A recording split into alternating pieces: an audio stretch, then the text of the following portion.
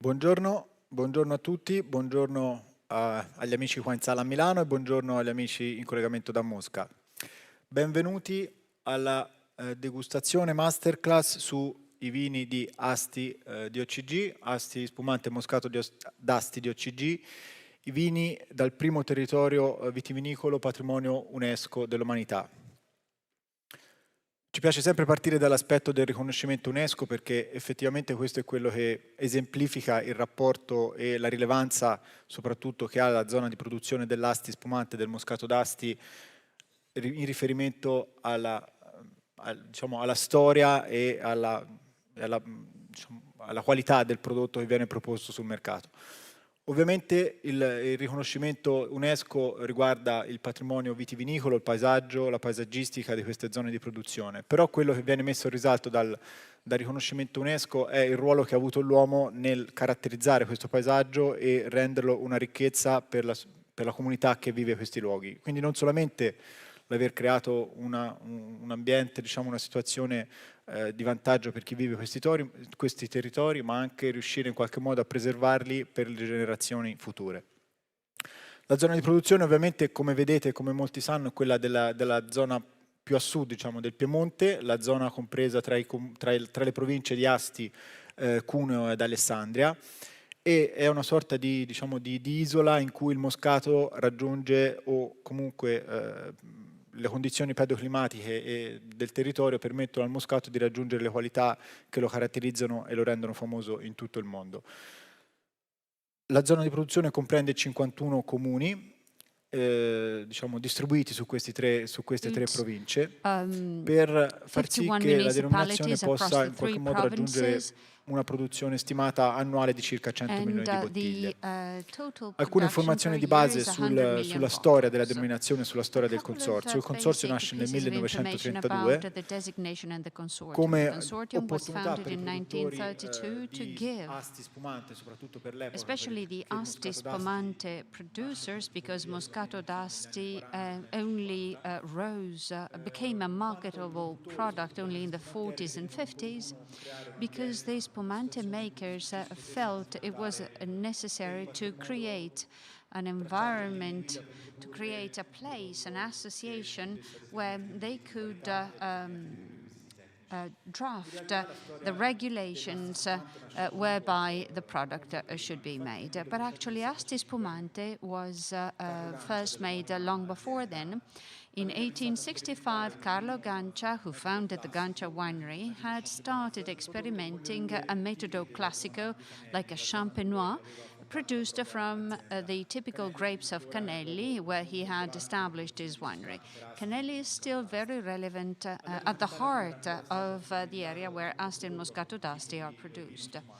And up until then, no spumante had been attempted. And after spending some time for professional reasons in the French region of Champagne, he came back to Italy and settled in Canelli, where he tried to do a metodo classico using the local grapes. Because of his success, many neighboring wineries in the area started to produce a metodo classico from Moscato grapes. In 1898, which is another key moment, a pivotal moment in the history of Asti Spumante and in the history of Italian spumante in general, one man by the name of Martinotti of the Experimental Viticultural Institute of Asti had experimented a new methodology to ferment the wines. So while in Metodo Classico, the secondary fermentation takes place in the bottle, in this case, you'd have to use a pressurized tank. Now, secondary fermentation in the bottle, in the conditions of temperature and technology they had back then, was very risky. Many of the bottles would burst, and therefore, adopting this new methodology was also a saving for most of these wineries. The Martinotti method was then expanded to the rest of the world, beyond the borders of the province of Asti, wherever there were spumante. where the aromatics of the product had to be immediately perceivable. So Asti in itself has a history behind it that not many people are aware of.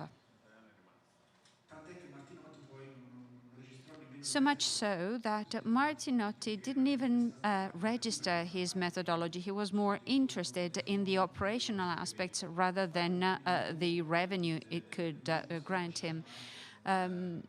So much later in the new century, a Frenchman by the name of Charmat patented Martinotti's method, and nowadays we call the Martinotti method most commonly Charmat method.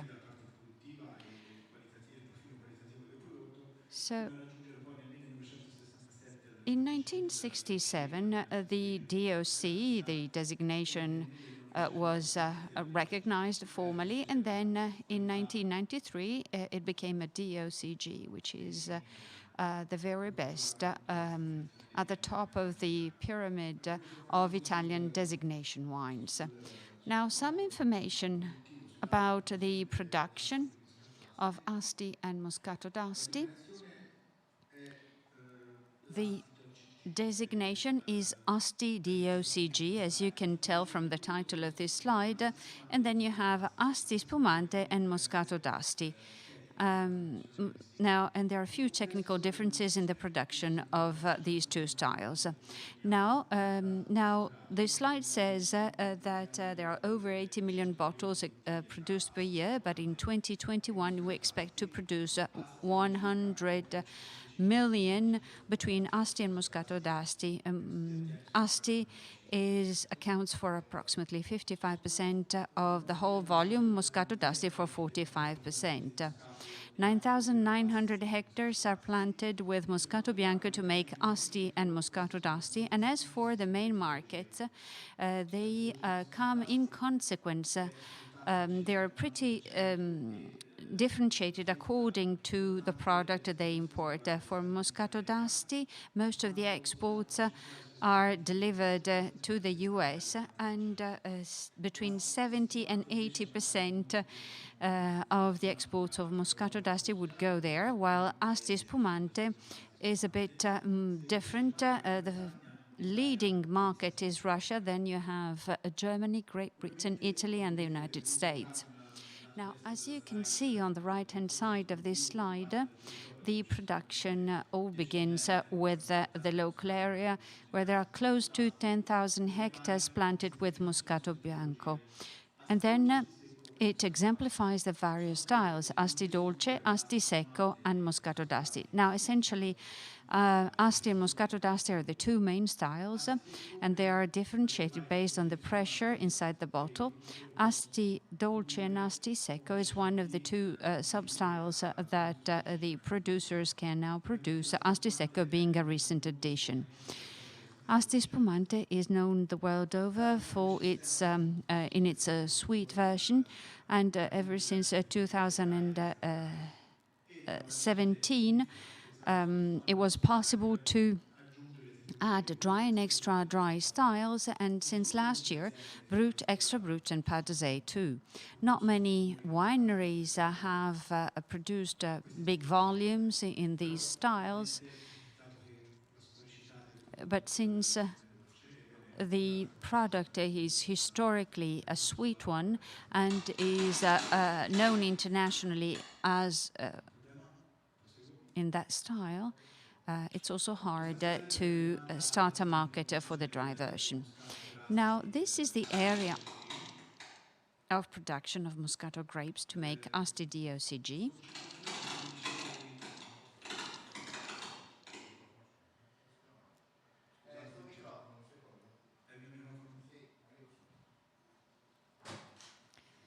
Sorry, we have a technical problem. The translation will resume in just a few moments.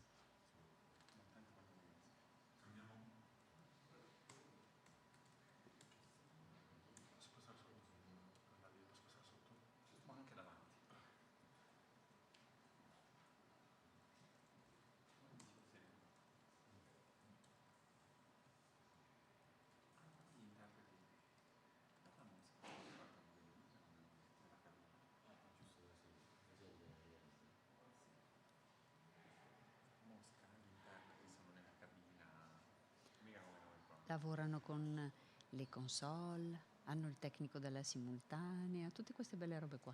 Sono ricchi. T'hai visto? No, vabbè. No, io apprezzo tutti gli sforzi.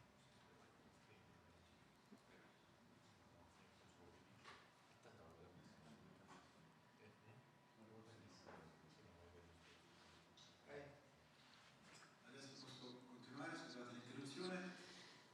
Okay. This slide is in reference to the municipalities of the Moscato area, 51 municipalities. And given the fact that this is a big area, you have also very diverse soils where Moscato d'Asti grows and thrives. We have a southern border closer to the Apennines, Liguria, and the sea, where the soil is of a more loose kind, loose textured, with clay, a lot of clay, while going north and northwest in particular, which is an area which is at the foot of the mountains, closer to the Alps, you'll find increasingly rocky soils with less and less sand. So you will have different sensory profiles depending on the Moscato at hand and the area it was produced in. Now, the Moscato grapes have been planted in the Mediterranean basin for millennia.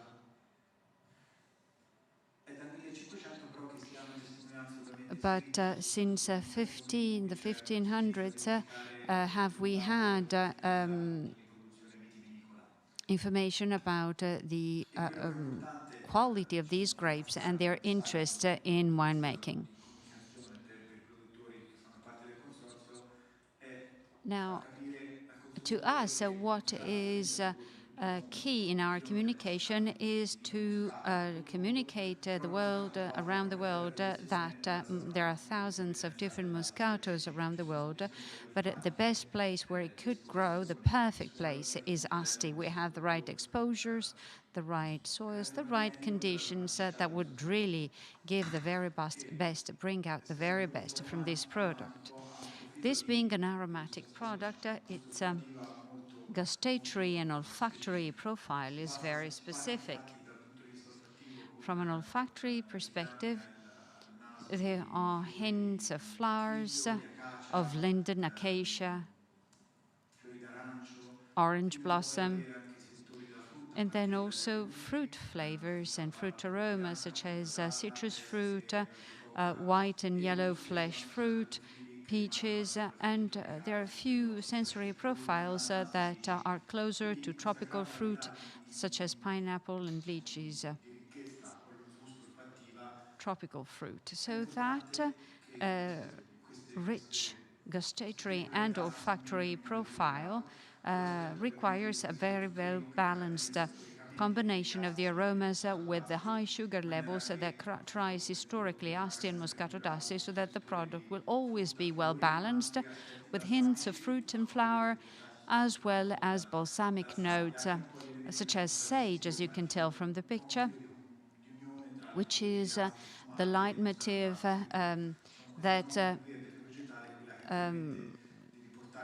is recurrent in both Moscato d'Asti and Asti Spumante, while Moscato d'Asti is generally much sweeter. Now, in more detail, let's discuss the styles. I think we could serve the first wine. Please pour the first wine. This is the most recent style that was made available via the rulebook.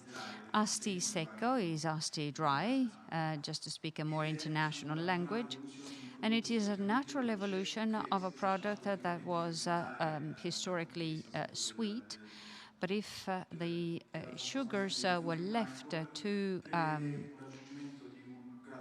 ferment, the alcohol volume would be around 11 to 11.5 by volume. So the alcohol content would be 11 to 11.5 by volume.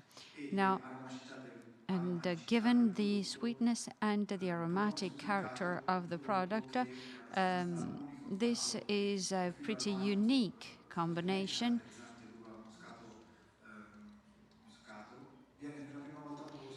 And for the first time, a dry version is therefore proposed and released on the markets, where, however, all the key traits of Moscato d'Asti are still present. So it is aromatic, just like no other varietal could be. The sweet version is the traditional one, and it is characterized by a natural alcohol content between 6 to 7% by volume, 90 to 100 grams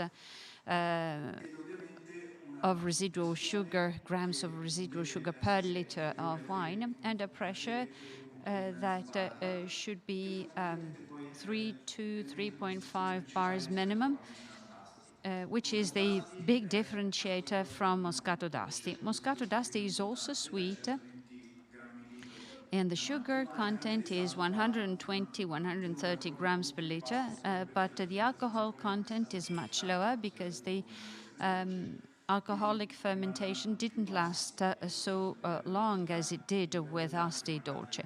So the alcohol level will be around 4.5 to 6.5 by volume, and the sugar content will be higher. Now, after this short presentation about the styles, we might delve deeper into the details with the wineries, especially with an eye to the pairings, the food pairings. Okay, let's move on to the wine tasting.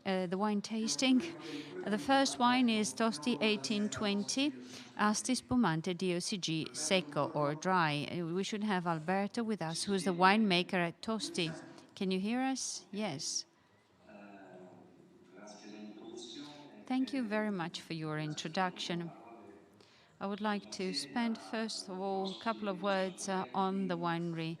Tosti 1820 is based in Canelli, right at the center of the Moscato production area, Moscato growing area. As the general manager of the consortium, Giacomo Pondini, said, there are 9,800 hectares planted with Moscato. It's a grape that will be made into 3 different wine styles: Asti Sweet, Asti Dry, and Moscato d'Asti.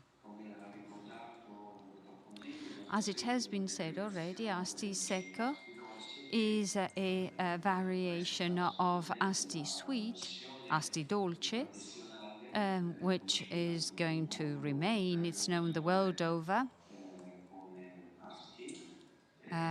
as Asti. But now let's come to the first tasting with our Asti Secco, the Asti Dry. In 2017, we started producing this new style of Asti after many efforts in terms of research that our winery participated actively in. And this product was first made experimentally.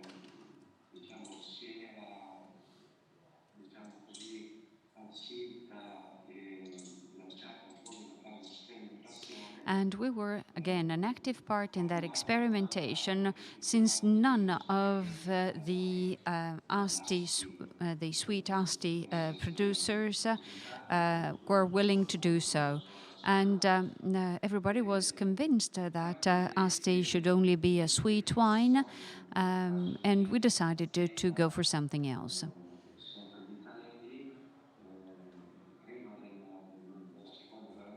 Now, before World War II, another winery here in Canelli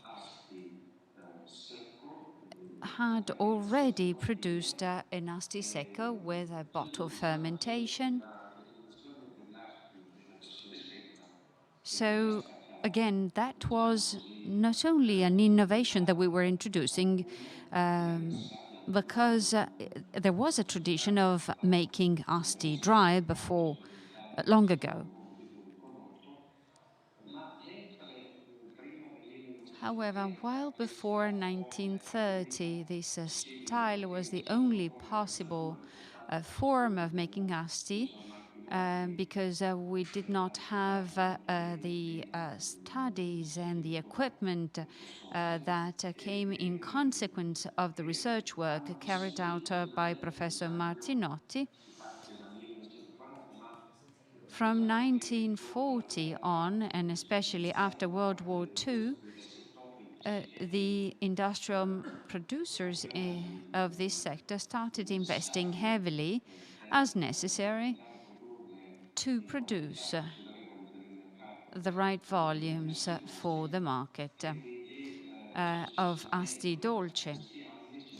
And after the 1940s and 1950s, there was a big boom in exports, such as towards countries like the United States, Northern Europe, and so forth. And that was a big market for the sweet version of Asti, which to be produced, in order for it to be produced, requires a lot of technology and state-of-the-art equipment. The Asti Secco that we make, I would like to mention a few things about its production process. It is made exclusively in steel tanks. The fermentation takes place at low temperatures, and the necessary yeast starters that are necessary to produce this style has to be carefully thought out. So it has to be designed specifically to develop certain aromas while keeping others in control. And all this work, all the research work behind this was done in cooperation with the consortium's lab.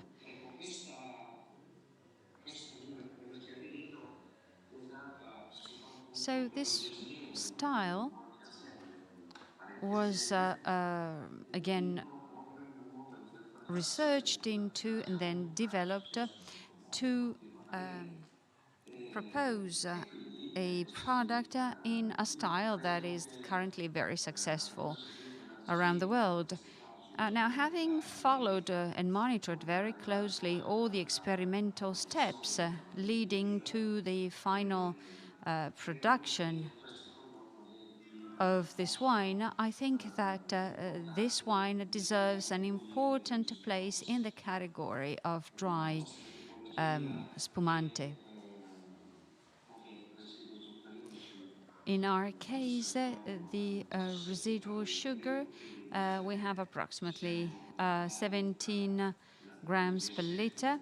So we are on the border between the dry and extra dry. It's a wine that is certainly surprising.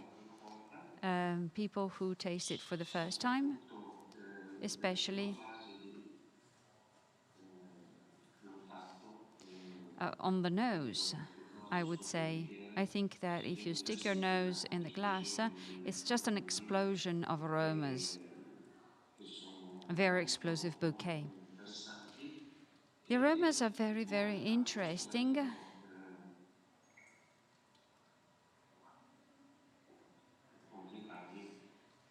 And that is completed with what you find on the palate, where it has a very delicate mouthfeel, and it lends itself to pairings of every kind. I mean, its primary role being as an aperitif, but also first courses like risottos, as well as second courses, especially fowl and rabbit. This is a type of product that is best when sipped as an aperitif with tidbits and appetizers, as usual. Now, I think that It's important to highlight that the aromatics, which are always very, very perceivable,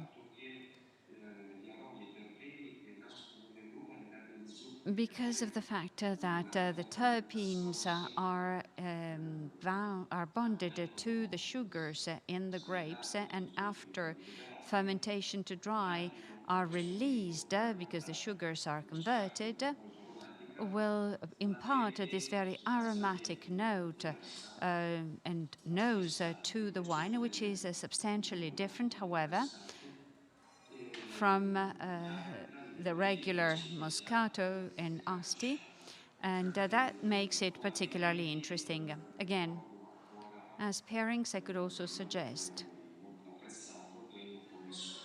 it works very well with sushi and light starters in general. Thank you very much, Alberto.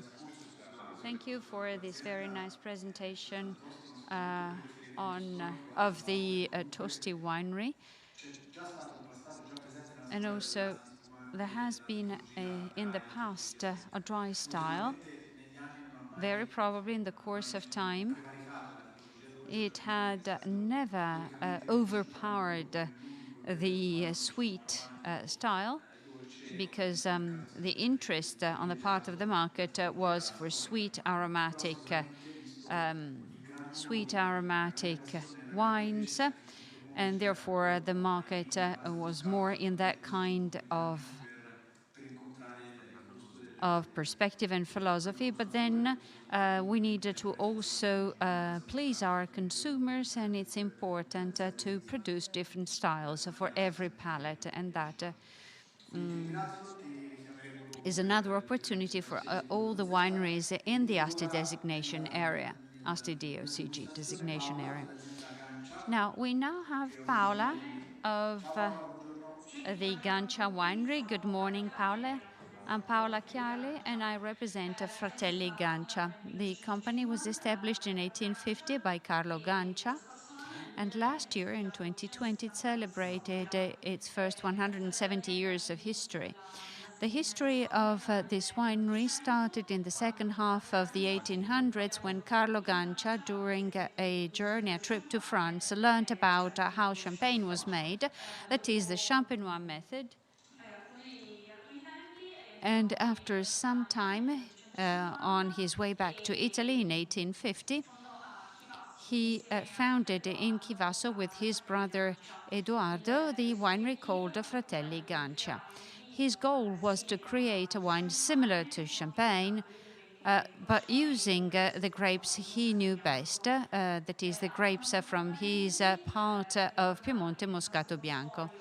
I would like to mention, by the way, that in our portfolio, we have a 24-month Asti DOCG that is called that way as a celebration of Carlo Gancia. In 2011, the company was handed over from the Gancia family to the Russian corporation called Rust. This made it possible for the winery to expand its international business, especially in Russia, which is our most important market at present. We are in Canelli. Behind me, you see the historical cellars of the Gancia winery. Our winery has one of the 4 historical underground cathedrals that were recognized with a UNESCO brand in 2014. Now, we're tasting today our Asti Gancia DOCG, which is our flagship on the Russian market. All the aromatic notes of Moscato Bianco are exalted here thanks to the Martinotti method, that is pressurized tank fermentation. We soft and slowly press the grapes, and then the must has 3 fractions, and only the free run juice is then used for the production of these bottles. Now, coming to the characteristics of this spumante, well, it's 100% Moscato Bianco. It's got a golden color with a very fine and elegant bead, and on the nose you can detect the sweet notes, the fruit,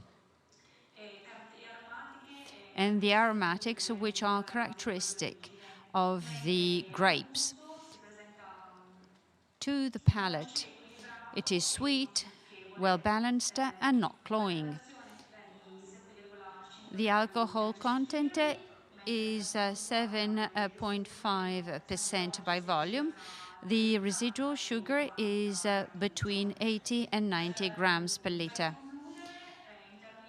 Now, to conclude this presentation, we recommend the classic pairings with fruit, sweets, cookies, such as the typical hazelnut pastry or cornmeal pastry. The coppi, which are like the bent tiles you find in our area on the roofs. They look like the roof tiles. But it's also a very good sweet aperitif when served very chilled, because it keeps all the characteristics of the original grapes without being cloying to the palate. Thank you very much, Paola, for this description. And I would like to mention also the fact that Gancia is one of the few wineries that are still producing bottle fermented Asti Spumante. So it's a superior style in terms of the elegance of the bubbles. And so it's a very interesting and important style.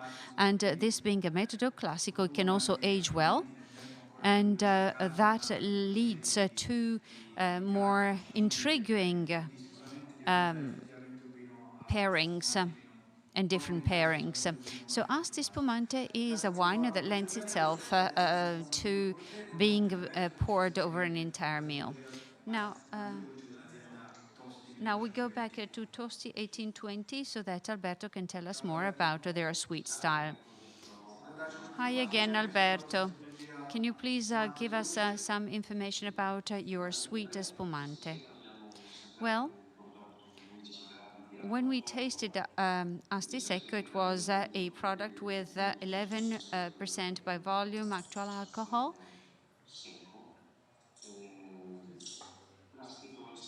In this case, Asti Dolce has an actual content in terms of alcohol of 7%, and residual sugars are approximately 90 grams per liter. As I heard before,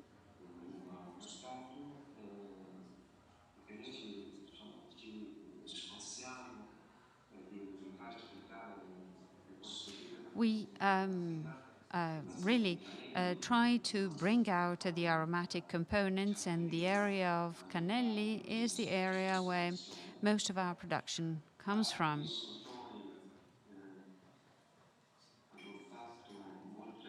To the nose, it has very evident notes of linden flowers, acacia, wisteria, and fruit like peaches, and obviously citrus fruit. Citrus fruit being the dominant descriptor on the nose. Now, to the palate, it is obviously sweet, relatively sweet, I would say, however. And it is suitable for the typical pairings with sweets, desserts, our Christmas sweets and desserts, and a few other sweets that are produced in the area of Asti. And that is a proven pairing. The product was fermented using the Charmat methodology under close temperature control. Our main characteristic is that we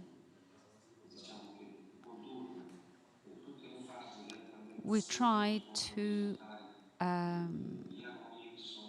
monitor closely every step in the fermentation so as to play up the aromas that are the most enjoyable part, after all, of our product.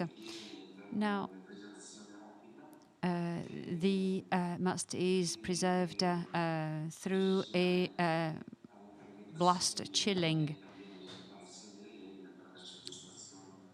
system, and then after the fermentation, the product is filtered several times before the product is bottled. Now, the product is very pleasant, very enjoyable to the palate. Thank you very much. Alberto, something that you said, and Paola did too before you, is that there's a big correspondence between the taste of the wine and the taste of the grapes. Through their vinification process, the producers are trying to preserve the characteristics, the varietal characteristics. So Asti and Moscato d'Asti are the wines that really reflect the original grapes. So the transition from grape to wine is so careful that it is hard to distinguish one from the other. And actually, it is a specific goal that companies have given themselves to keep the aromas of the grapes untouched, unaffected. And that's a key characteristic of Moscato d'Asti. Now the floor goes to Marco of the Caudrina Winery. Marco, are you there? Good morning, Marco. We can't hear you very well, though.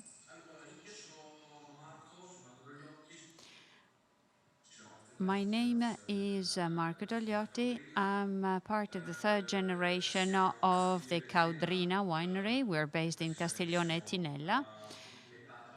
So halfway between Alba and Las and Asti, so we are on the border between the Langhe and Monferrato. We own 25 hectares, of which 20 are planted with Moscato. The vineyards are almost entirely located in the area surrounding the winery.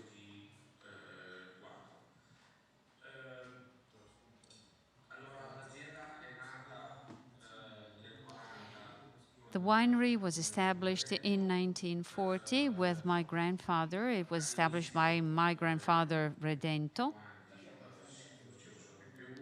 Now, initially, we only grew grapes to then sell them. And then at some point, we started producing very small amounts of wine. The Moscato grapes back then would be crushed, and then sold to industrial producers. In 1970, my grandfather, not my grandfather, he's correcting himself, but my father, started to first vinify the Moscato grapes in-house. Initially, there were only one or two other wineries that were essentially farms like ourselves, growers turned producers.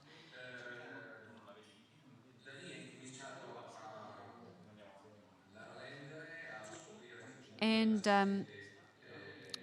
it was then that we found out that there was a market for these wines, and there was a growing appetite for these wines, and that's where it all began.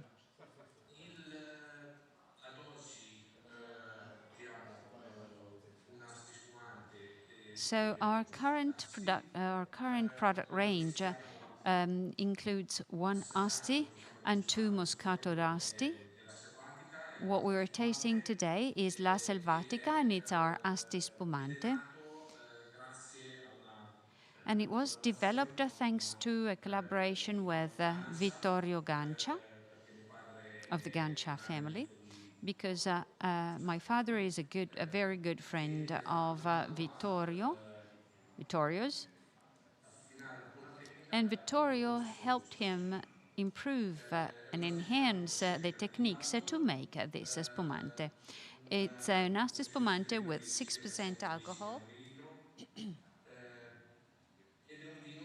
approximately 100 grams per liter of residual sugar, and it's a wine with a beautiful acidity and freshness and very flavorful.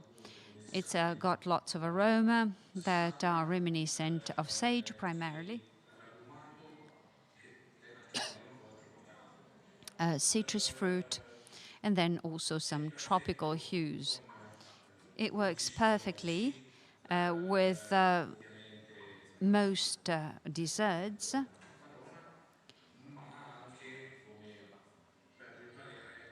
And I think that it's also excellent on its own. A glass of Moscato is very good on its own. So it's something you can enjoy on your own. Okay, thank you very much for all you said about this comment. I think you should move on to comment on the Moscato d'Asti. We talked about your Asti. Now let's talk about the Moscato d'Asti. You were among the first to produce Moscato d'Asti for the general market, weren't you? Okay, our second wine is a Moscato. It's called La Caudrina, just like the winery. And it is a blend of several different Moscato vineyards. So we separate all the grapes according to the plot, according to the vineyard. And at the end of the harvest season, we taste all the musts, we sample them, and we make a decision on which musts will be used to produce our Moscato d'Asti, La Caudrina, and which ones will be used to produce the Asti Spumante, La Selvatica. And this is because, so they have slightly different characteristics between them. And so we taste and we make a decision on what batch to allocate to what production. La Caudrina is a very fresh Moscato, and it's very, very typical. On the nose, you have mostly citrus fruit hints. You can detect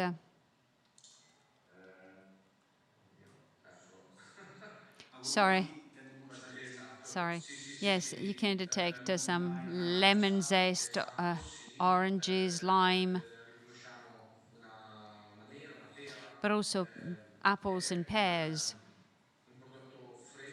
So it is a fresh product. And you should always look for a good balance with the acidity and the residual sugar. The alcohol content is 5% by volume, and the residual sugar is approximately 130 grams per liter. Well, certainly an excellent example of a for a Moscato d'Asti, which is the style that is perhaps closest to the small to medium-sized winery type and style and approach to Moscato making. Of course, La Caudrina makes also Asti Spumante as we have just tasted it.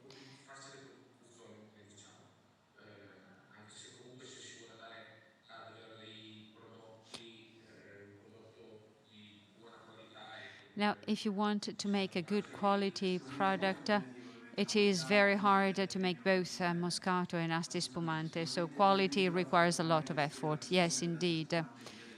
Perhaps also the fact that you're producing Asti Spumante forces you to buy equipment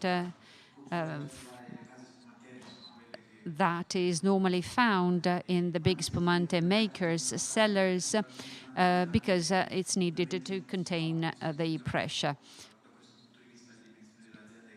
But in recent years, things have changed, and also smaller scale wineries are producing Asti. Just one final word.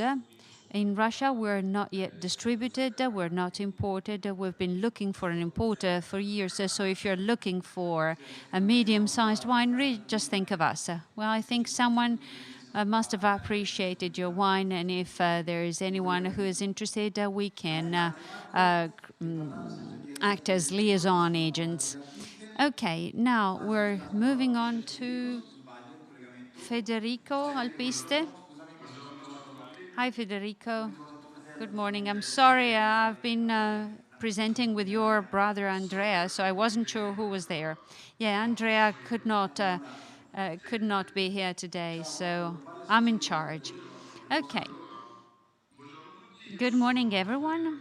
I am Federico Alpiste, and I'm part, with my brother Andrea, of the fourth generation of the Terra Bianca estate, which is located in Mango. Mango is one of the villages at the highest elevations where this Moscato can be produced, around 500 meters above sea level, so it's very high up. And we are one of the last villages in the Moscato designation towards the Langhe.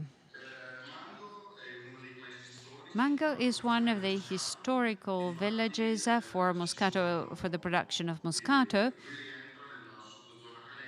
This Moscato is part of the Canelli subzone where the first vineyards to produce this wine were originally planted. Our winery in the past 2 years has received the sustainability certification. If you look at the label, the back label, there is a seal with a B, which corresponds to that certification, which says that we grow our grapes that involves the support of many consultants, weather stations, and whatever can help us in the production of the grapes and of the wine throughout the year in order to reduce the use of crop protection products to a minimum. Now, our Moscato is grown in the oldest vineyards of our estate. As you can tell from the fact sheet, the average age is 50 years. They are very old for Moscato.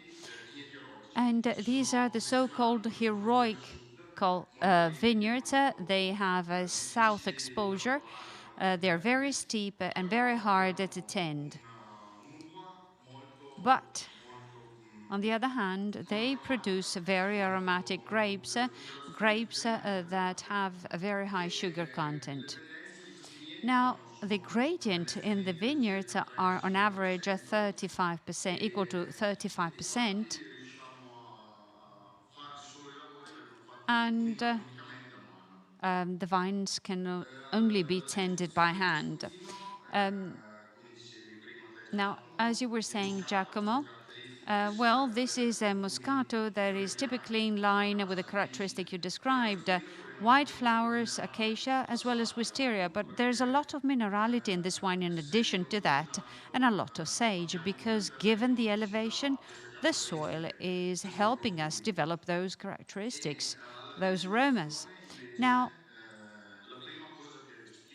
to the palate, the first thing that stands out is the acidity.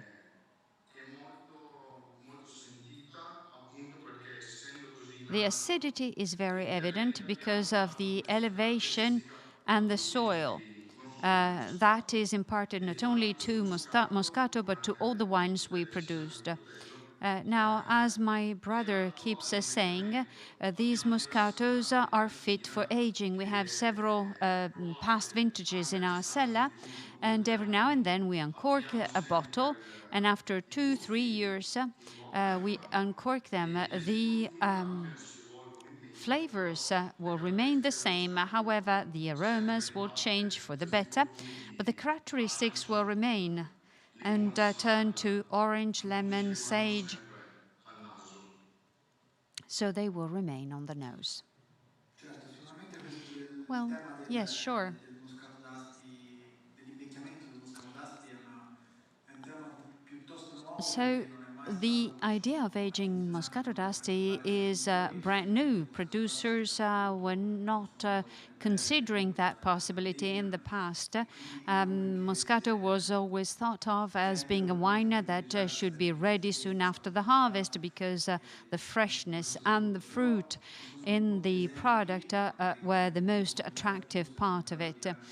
But we have very good examples, and perhaps in the future we will propose verticals of old vintages, of historical vintages of Asti and Moscato, to show that the evolution minus, per questo vino manca is ancora not a minus il for potenziale this di wine, crescita, but actually di can enhance the range of pairings and also the appreciation of this wine, because the wines bring out the balsamic notes, the spice, the honey. sarebbe sorprendente per chi non è So it's a wine that would be surprising for those who are not consuming Moscato d'Asti other than as a wine to be drunk when young. benissimo Federico. Questo che avete So presentato thank oggi you è very il much, Not, che invece è una Federico. bottega The Moscato you're presenting today is the Vignot. Vignot, is it a cru or is it an imaginary name? No, it's the name of one of the crus in the heroical vineyards where we produce this wine. This is our flagship wine, our crown jewel for our winery. ha citato il tema del Okay, Sori, thank you very che è un much. termine You mentioned locale, the Sori. Sori is a local word to designate steep, very steep vineyards that are very hard to tend from a technical standpoint, and that require extra efforts for cultivation, for the cultivation of the vines. So delle aziende per that is a very sustainable practice, but it requires a lot of effort on the part of the wineries. So that brings us back to the UNESCO branding. It is important that even the steepest slopes of the hills are maintained and that work is done by the growers. And we need this UNESCO branding to make sense for everyone. And the work they do will grant it a continuity in the area. Now, we're going for the last wine in our flight. l'azienda Tosti 1820 It's Tosti 1820. completa, diciamo, They're presenting a product that ovviamente l'azienda Tosti ha una grandissima integrates their range of products. Tosti is one of the historical wineries in the area. And today we've already tasted two products from this selection. We have again Alberto, who will describe Le Lucciole Moscato d'Asti DOCG. The floor is yours, Alberto. Moscato d'Asti Le Lucciole is made from the grapes that are harvested in the wineries' vineyards. Some 15 years ago, these vineyards went organic. They were converted to organic. You know that the conversion lasts 3 years. There are specific ministry regulations that apply in these cases. And if you pass the 3 years successfully, then you can call your wine organic.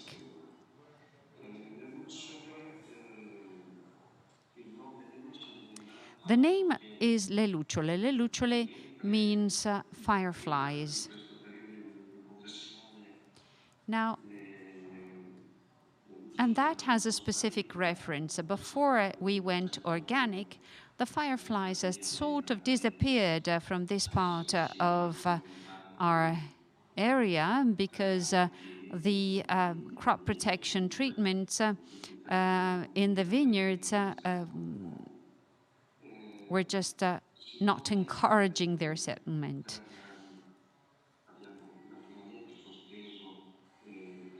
Now, to become organic certified, we had to discontinue every spraying with agrochemicals. And so at some point we found out they had come back. And so we decided to devote the name of this wine to them. This vineyard has a full south exposure. And the characteristics of this soil, and the plot is in Canelli, is that it is a high level of saltiness and minerality, which then passes into the grapes and the wine. And the characteristic of the Moscato made from the grapes of this vineyard, the vineyard being 6 hectares in terms of surface area, is that it is very fruity and pretty sapid, with notes of citrus fruit and exotic fruits such as papaya. To the palate, the wine is sweet, slightly fizzy, and as we all know, requires a number of pairings, not just with the typical desserts of our area, but beyond that. The bouquet, I mean, the most interesting part of the bouquet is its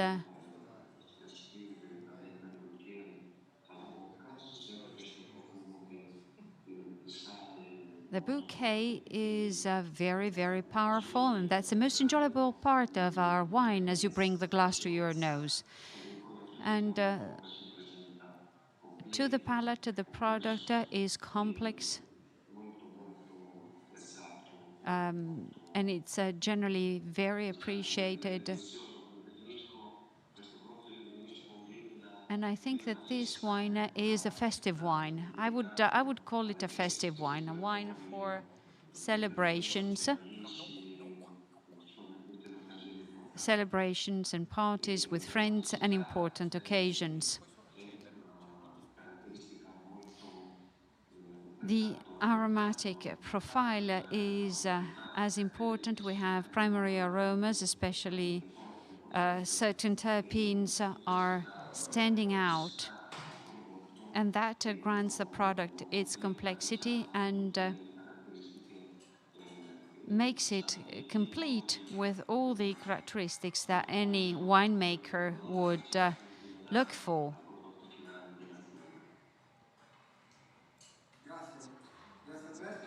Thank you, Alberto.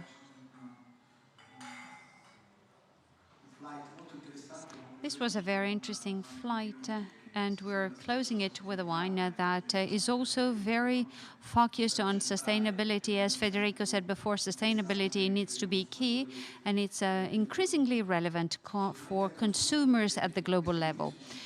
Now, these wines are wines that work well in pairings, so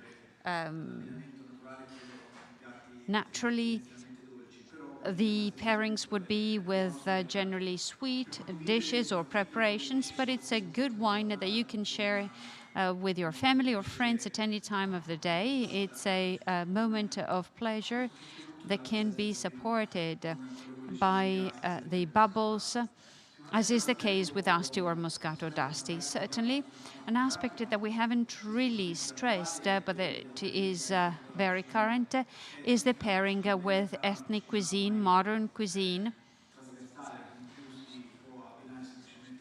and fusion, which can no longer be simply associated with individual countries. But if we think of the use of spices, for instance, in every Oriental cuisine, ethnic, exotic, I mean, the general pairings suggested by SOMS for these dishes is with wines that contain some proportion of sweetness because it counterbalances the spice and the piquant. So this is an opportunity of in terms of pairings on top of the traditional ones that can be new, tempting, and innovative for many consumers. I'd like to thank you all for attending this presentation. If you have questions from Moscow or from Milan, feel free to ask them, and we'll take your questions. Are